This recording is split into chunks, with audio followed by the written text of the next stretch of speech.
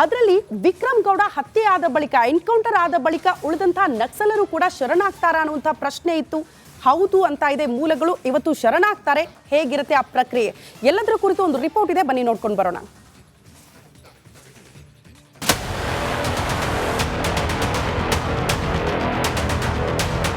ನಕ್ಸಲರು ಸಮಾಜದಲ್ಲಿನ ಅನ್ಯಾಯದ ವಿರುದ್ಧ ಶಾಂತಿ ಹೋರಾಟ ಬಿಟ್ಟು ಹಿಂಸಾತ್ಮಕವಾಗಿ ನ್ಯಾಯ ಪಡೆಯಲು ಹೊರಟವರು. ಪಶ್ಚಿಮ ಘಟ್ಟಗಳ ಕುದುರೆಮುಖ ರಾಷ್ಟ್ರೀಯ ಉದ್ಯಾನವನ ವಿರೋಧಿಸಿ ಹೋರಾಟಕ್ಕಿಳಿದು ನಕ್ಸಲರಾದವರು ಇದೀಗ ಶಸ್ತ್ರ ಕೆಳಗಿಳಿಸಿ ಶರಣಾಗಲು ಮುಂದೆ ಬಂದಿದ್ದಾರೆ.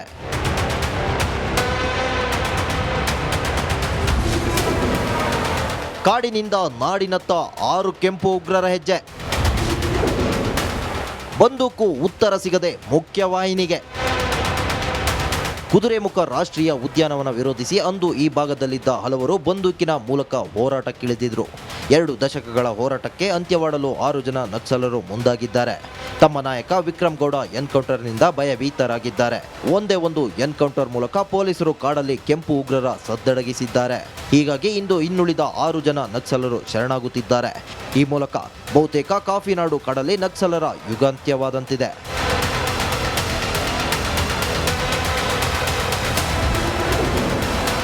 ಚಿಕ್ಕಮಗಳೂರು ಜಿಲ್ಲೆಯ ಮುಂಡಗಾರಿನ ಲತಾ, ಬಾಳೆಹೊಳೆಯ ಕಳಸದ ವನಜಾಕ್ಷಿ, ದಕ್ಷಿಣ ಕನ್ನಡದ ಕುಂತಲೂರಿನ ನಕ್ಸಲ್ ನಾಯಕಿ ಸುಂದರಿ, ಕೇರಳದ ಜೀಶಾ, ತಮಿಳುನಾಡಿನ ವಸಂತಕ್ಕೆ ಅಲಿಯಾಸ್ ರಮೇಶ್ ಮತ್ತು ಆಂಧ್ರ ಪ್ರದೇಶದ ಮಾರೆಪ್ಪ ಅರೋಲಿ ಸೇರಿದಂತೆ ಒಟ್ಟು 6 ಜನ ನಕ್ಸಲರು ಶರಣಾಗಲಿದ್ದಾರೆ.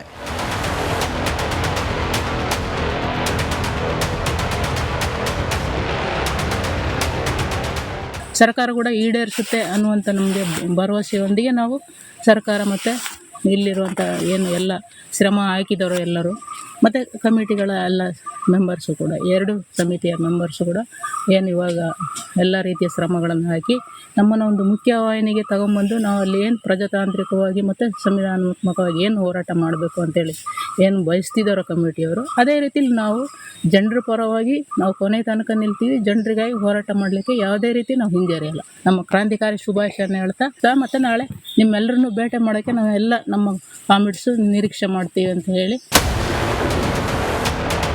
ಕಳೆದ 20 ವರ್ಷದಿಂದ ರಾಜ್ಯದಲ್ಲಿ ನಕ್ಸಲರ ಸಂಖ್ಯೆ ಇಳಿಕೆಯಾಗಿದೆ. ಸದ್ಯ 7 ಜನರಿದ್ದಾರೆ. ಅದರಲ್ಲೂ ವಿಕ್ರಮ್ ಗೌಡ ಎನ್ಕೌಂಟರ್ ಬಳಿಕ ಇನ್ನುಳಿದವರಿಗೆ ನಡುಕ ಶುರುವಾಗಿದೆ. ರಾಜ್ಯದಲ್ಲೂ ನಕ್ಸಲ್ ನಿಗ್ರಹ ದಳ ಕಾರ್ಯಾಚರಣೆ ತೀವ್ರಗೊಂಡಿದೆ. ಕೇರಳ, ತಮಿಳುನಾಡಿನಲ್ಲೂ ನಕ್ಸಲ್ ಚಟುವಟಿಕೆ ಅಂತ್ಯವಾಗಿದೆ. ಅಲ್ಲದೆ ಕೇಂದ್ರ ಸರ್ಕಾರವು ನಕ್ಸಲರ ವಿರುದ್ಧ ಸಮರ ಸಾರಿದೆ. ಛತ್ತೀಸ್ಗಢ ಸೇರಿ ಹಲವೆಡೆ ಎನ್ಕೌಂಟರ್ ನಡೆಸಿ ಕೆಂಪು ಉಗ್ರರನ್ನ ಮಟ್ಟ ಹಾಕುತ್ತಿದೆ. ಈ 6 ನಕ್ಸಲರು ಶರಣಾದರೆ ಕೆಂಪು ಉಗ್ರರ ಆಟ ಬಂದಾದಂತೆ. ಕರ್ನಾಟಕ ನಕ್ಸಲ್ ಮುಕ್ತ ರಾಜ್ಯ ಆಗಲಿದೆ.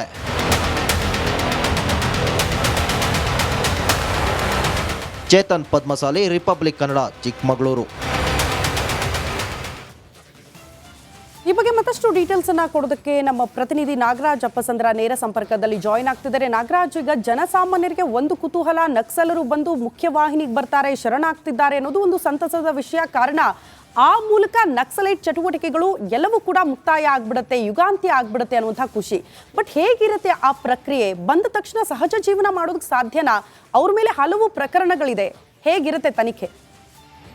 ಶ್ರುತಿ, ಏನು ಇವತ್ತು ಚಿಕ್ಕಮಗಳೂರು ರಾಜ್ಯದ ಒಂದು ಇತಿಹಾಸದಲ್ಲಿ ಅತಿ ದೊಡ್ಡ ಒಂದು ನಕ್ಸಲ್ ಶರಣಾಗತಿಗೆ ಸಾಕ್ಷಿ ಆಗ್ತಾ ಇದೆ. ಇಲ್ಲಿ 6 ನಕ್ಸಲರು ಇವತ್ತು ಶರಣಾಗತಿ ಆಗ್ತಾರೆ ಅಂತ ಹೇಳ್ತಾ ಇರ್ತಕ್ಕಂಥದ್ದು. ಈ ಹಿನ್ನೆಲೆಯಲ್ಲಿ ಈ ನಕ್ಸಲರು ಬಂದ ಕೂಡಲೇ ಅವರನ್ನು ಸಮಾಜದ ಮುಖ್ಯವಾಹಿನಿಗೆ ಬಿಡ್ತಾರೆ ಅನ್ನೋದು ಸುಳ್ಳು. ಯಾಕಂತಂದರೆ ಅದಕ್ಕೆ ಆದಂಥ ಒಂದು ಡೀಪ್ ಲೀಗಲ್ ಪ್ರೋಸೆಸ್ ಇರುವಂಥದ್ದು. ಮೊದಲಿಗೆ ಏನು ರಾಜ್ಯ ಸರ್ಕಾರದ ವತಿಯಿಂದ ಈಗಾಗಲೇ ಅವರಿಗೆ ಪ್ಯಾಕೇಜ್ ಇದೆ. ನಕ್ಸಲ್ ಶರಣಾಗತಿಗೆ ಒಂದಷ್ಟು ಕಾಯಕಲ್ಪವನ್ನು ಕೊಡ್ತೀವಿ, ಅವ್ರಿಗೆ ಬೇಕಾದಂಥ ಸವಲತ್ತುಗಳನ್ನು ಕೊಡ್ತೀವಿ ಅಂತೇಳಿ ಒಂದಷ್ಟು ಪ್ಯಾಕೇಜನ್ನು ರಾಜ್ಯ ಸರ್ಕಾರ ಘೋಷಣೆ ಮಾಡಿರ್ತಕ್ಕಂಥದ್ದು. ಆದರೆ ಈಗ ಏನು ಶರಣಾಗತಿ ಆಗ್ತಾ ಇದ್ದಾರೆ 6 ನಕ್ಸಲರು, ಇವ್ರ ಮೇಲೆ ರಾಜ್ಯ ಸೇರಿದಂತೆ ಬೇರೆ ರಾಜ್ಯಗಳಲ್ಲೂ ಸಹ ವಿವಿಧ ಪ್ರಕರಣಗಳಿರ್ತಕ್ಕಂಥದ್ದು. ಅಲ್ಲದೆ ರಾಷ್ಟ್ರೀಯ ತನಿಖಾ ದಳದಲ್ಲೂ ಈ 6 ಜನ ನಕ್ಸಲರ ಮೇಲೆ ಪ್ರಕರಣಗಳಿರ್ತಕ್ಕಂಥದ್ದು. ಈ ಹಿನ್ನೆಲೆಯಲ್ಲಿ ಈ ಎಲ್ಲ ತನಿಖೆಗಳು ಪ್ರೋಸೆಸ್ ಶುರುವಾಗುತ್ತೆ. ಈಗಾಗಲೇ ಕೊಪ್ಪ DYSP ಬಾಲಾಜಿ ಸಿಂಗ್ ನೇತೃತ್ವದಲ್ಲಿ ಒಂದು ತಂಡವನ್ನು ನೇಮಕಾತಿ ಮಾಡಲಾಗಿದೆ. ಇವತ್ತು ಇವರು ಜಿಲ್ಲಾಡಳಿತದ ಮುಂದೆ ಬಂದ ಕೂಡಲೇ ಒಂದು ಅಫಿಷಿಯಲ್ ಸೆರೆಮನಿ ಇರುತ್ತೆ. ಅವರ ಶಸ್ತ್ರಾಸ್ತ್ರಗಳನ್ನು ಜಿಲ್ಲಾಡಳಿತದ ಮುಂದೆ ಇಟ್ಟು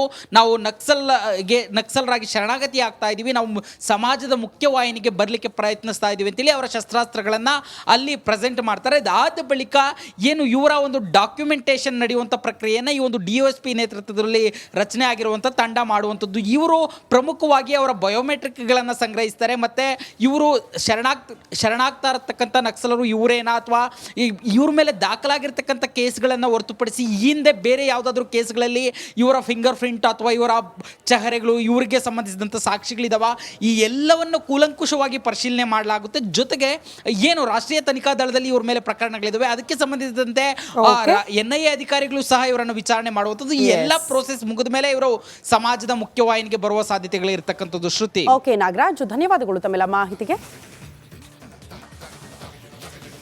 ಅದರಲ್ಲಿ ವಿಕ್ರಮ್ ಗೌಡ ಹತ್ಯೆ ಆದ ಬಳಿಕ, ಎನ್ಕೌಂಟರ್ ಆದ ಬಳಿಕ ಉಳಿದಂತಹ ನಕ್ಸಲರು ಕೂಡ ಶರಣಾಗ್ತಾರ ಅನ್ನುವಂಥ ಪ್ರಶ್ನೆ ಇತ್ತು. ಹೌದು ಅಂತ ಇದೆ ಮೂಲಗಳು. ಇವತ್ತು ಶರಣಾಗ್ತಾರೆ. ಹೇಗಿರುತ್ತೆ ಆ ಪ್ರಕ್ರಿಯೆ ಎಲ್ಲದರ ಕುರಿತು ಒಂದು ರಿಪೋರ್ಟ್ ಇದೆ, ಬನ್ನಿ ನೋಡ್ಕೊಂಡು ಬರೋಣ.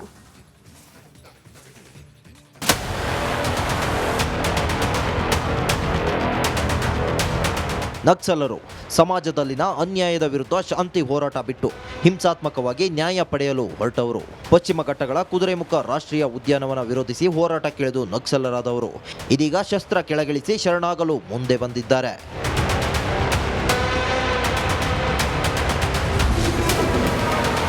ಕಾಡಿನಿಂದ ನಾಡಿನತ್ತ 6 ಕೆಂಪು ಉಗ್ರರ ಹೆಜ್ಜೆ.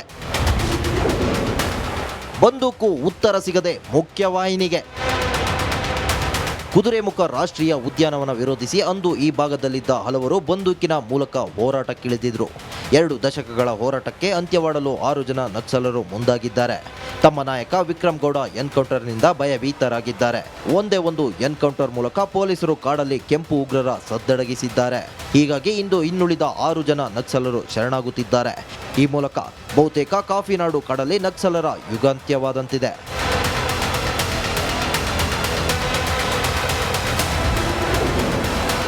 ಚಿಕ್ಕಮಗಳೂರು ಜಿಲ್ಲೆಯ ಮುಂಡಗಾರಿನ ಲತಾ, ಬಾಳೆಹೊಳೆಯ ಕಳಸದ ವನಜಾಕ್ಷಿ, ದಕ್ಷಿಣ ಕನ್ನಡದ ಕುಂತಲೂರಿನ ನಕ್ಸಲ್ ನಾಯಕಿ ಸುಂದರಿ, ಕೇರಳದ ಜೀಶಾ, ತಮಿಳುನಾಡಿನ ವಸಂತಕ್ಕೆ ಅಲಿಯಾಸ್ ರಮೇಶ್ ಮತ್ತು ಆಂಧ್ರ ಪ್ರದೇಶದ ಮಾರೆಪ್ಪ ಅರೋಲಿ ಸೇರಿದಂತೆ ಒಟ್ಟು 6 ಜನ ನಕ್ಸಲರು ಶರಣಾಗಲಿದ್ದಾರೆ.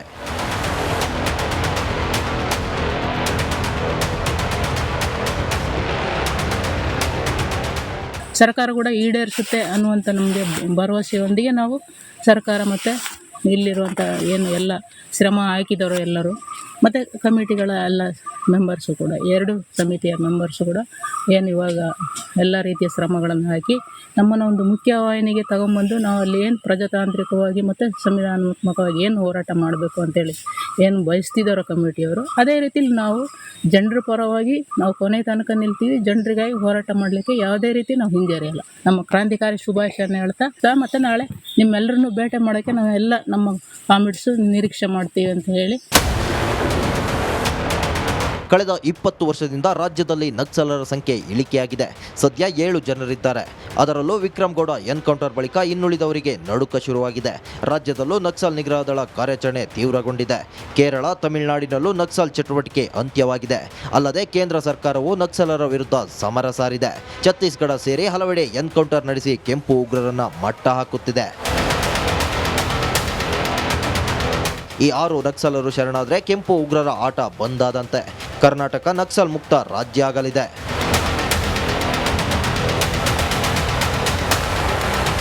ಚೇತನ್ ಪದ್ಮಸಾಲಿ, ರಿಪಬ್ಲಿಕ್ ಕನ್ನಡ, ಚಿಕ್ಕಮಗಳೂರು.